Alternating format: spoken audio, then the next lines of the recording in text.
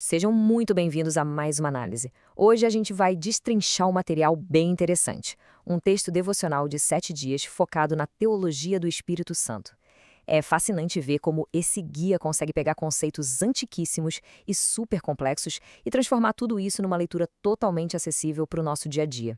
O que chama muita atenção logo de cara é justamente o formato.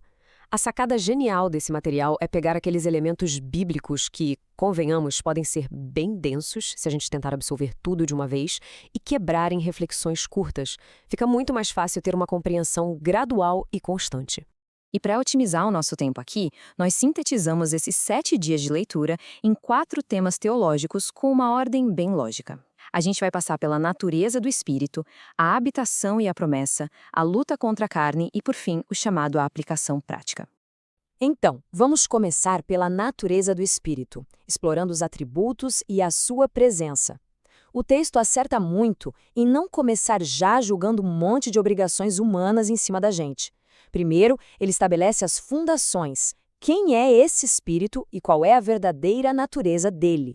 Os autores deixam muito claro que o espírito não está limitado pelo espaço físico. Não é como se ele estivesse num lugar e não no outro. A ideia é que ele observa tudo, desde as nossas atitudes públicas até aqueles momentos mais privados que ninguém vê. E mais do que isso, o texto aponta para uma vontade totalmente soberana, capaz de distribuir dons e habilidades do jeito que ele próprio deseja, sem seguir a nossa lógica humana.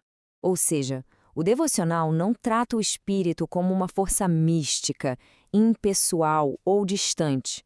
Muito pelo contrário, é uma presença extremamente ativa. É ele quem ilumina o nosso entendimento humano para que a gente consiga reconhecer realidades espirituais, como, por exemplo, declarar que Jesus é o Senhor. Segundo o texto, seria literalmente impossível fazer isso contando só com a nossa própria capacidade. E aí o autor traz aquela famosa passagem de 1 Coríntios 6,19. Será que vocês não sabem que o corpo de vocês é santuário do Espírito Santo? É aqui que a chave vira. A narrativa sai daquela imensidão onipresente que a gente acabou de falar e entra num conceito infinitamente mais próximo e pessoal, a ideia literal de habitação. Isso nos leva direto para o nosso segundo ponto, a habitação e a promessa, focando no santuário e na garantia. É a ideia surpreendente de que esse espírito infinito decide simplesmente assumir residência dentro de seres humanos. E o mais legal, isso funciona como uma promessa divina inquebrável. Para explicar como essa habitação funciona, o autor resgata uma palavra bíblica super interessante: penhor. Sabe aquela garantia de alto valor para uma dívida ou herança? É exatamente isso. O espírito atua como uma garantia totalmente segura da herança futura. Funciona não só como um selo de propriedade, mas também como um mecanismo contínuo de resgate para quem, por aventura, estiver em risco. Logicamente, se existe essa presença morando aí dentro, os autores argumentam que isso muda tudo na forma como a gente vive. O corpo físico não pode mais ser negligenciado. Ele precisa ser tratado com profunda pureza moral, saúde, obediência, fugindo de qualquer imoralidade.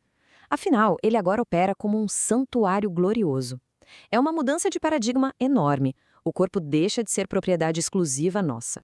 Mas claro, essa ocupação divina não acontece de forma 100% pacífica. O texto cita Gálatas 5,17, que diz: porque a carne luta contra o espírito e o espírito luta contra a carne. Essa premissa serve de âncora para um novo e inevitável cenário que todos nós conhecemos bem: uma implacável guerra interna. O que nos traz a nossa terceira parte, a luta contra a carne, ou seja, a guerra interna pelo governo das nossas vidas. O guia lida com essa batalha cotidiana de uma forma muito crua, enquadrando tudo como uma verdadeira disputa de poder e liderança dentro de cada um de nós. A fonte coloca essas duas inclinações num verdadeiro ringue. De um lado, a carne, que exige autonomia total e está sempre buscando satisfação imediata. Do outro lado, o espírito, que rejeita essa nossa mania de querer ser independente, focando unicamente na vontade do Pai e direcionando as nossas atitudes sempre para Cristo. É um cabo de guerra constante. E o material vai ainda mais fundo, viu? Ele relata que quando a gente age com egoísmo, esconde comportamentos errados ou se recusa a usar nossos talentos para apoiar a comunidade, isso gera uma reação. O texto afirma que essas atitudes literalmente entristecem o espírito que habita em nós. Isso traz um peso emocional para a coisa toda. Mostra que é um relacionamento real e não só um manual de regras frias que a gente tem que seguir. Aí vem um dos argumentos que eu achei mais fascinantes nessa leitura toda. A vitória nessa disputa interna não vem de você dobrar os seus esforços humanos ou de aplicar uma disciplina religiosa super rígida e punitiva. Sabe qual é a chave? É uma mudança de governo. É a rendição diária de quem é que está segurando o volante e determinando os passos que vão ser dados.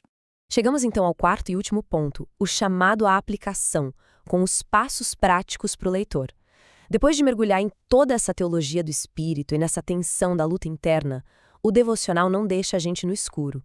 Ele traz a teoria para a prática de um jeito muito bem amarrado. Para facilitar, nós juntamos todas aquelas aplicações espalhadas ao longo dos 7 dias numa coisa só.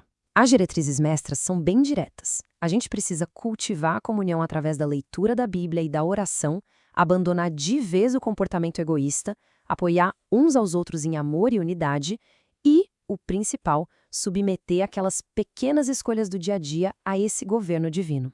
E para transformar isso num hábito de verdade, o autor sugere um processo muito simples de 3 passos para as nossas decisões diárias. Primeiro, pausa antes de agir no impulso. Segundo, pergunta a si mesmo o que o Senhor deseja para essa situação específica. E terceiro, só então, siga em frente na obediência.